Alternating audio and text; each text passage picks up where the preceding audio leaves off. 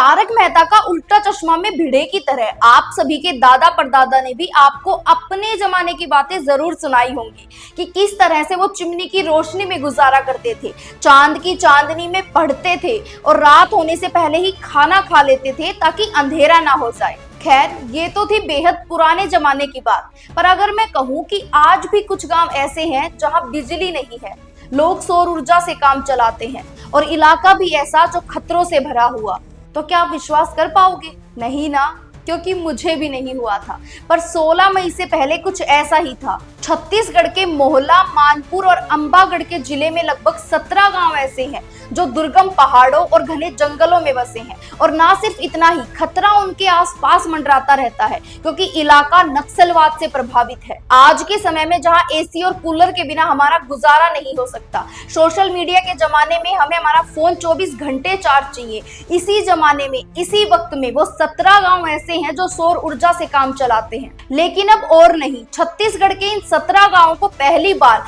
बिजली की आपूर्ति ग्रिड से हुई है। अधिकारियों ने बताया कि इससे 540 परिवारों को विद्युतीकरण का लाभ होगा, जो सीएम माजरा तोला विद्युतीकरण योजना के तहत 3 करोड़ की लागत से संभव हो पाया है। ये इलाके इतने कठिन थे कि नक्सलियों के बीच इन क्षेत्रों में बिजली पहुंचाना बेहद चुनौतीपूर्ण था। इसीलिए मैंने पहले भी कहा कि यहाँ पर बिजली पहुंचाना किसी बड़े मिशन से कम नहीं। और जिन 17 गांवों की मैं बार बार बात कर रही हूँ, उनमें काटुल झोरा, संभालपुर, बोडारा गांव के बच्चों से लेकर बुजुर्गों तक सबके चेहरे पर खुशी की लहर दौड़ रही है। कनेक्शन मिलने के बाद जहां बच्चों ने नाच गाकर, वहीं बुजुर्गों ने पटाखे फोड़कर खुशी जाया करी। 540 में से 275 घरों को बिजली का कनेक्शन मिल चुका है। वहीं बाकी घरों को रोशन करने की भी तैयारी पूर्ण रूप से जारी है। जहां कोई नहीं, वहां हम, कुछ इस तरीके से काम कर रही है सरकार। तो उन 540 घरों को रोशन देखकर आपके चेहरे पर कितनी मुस्कान आई,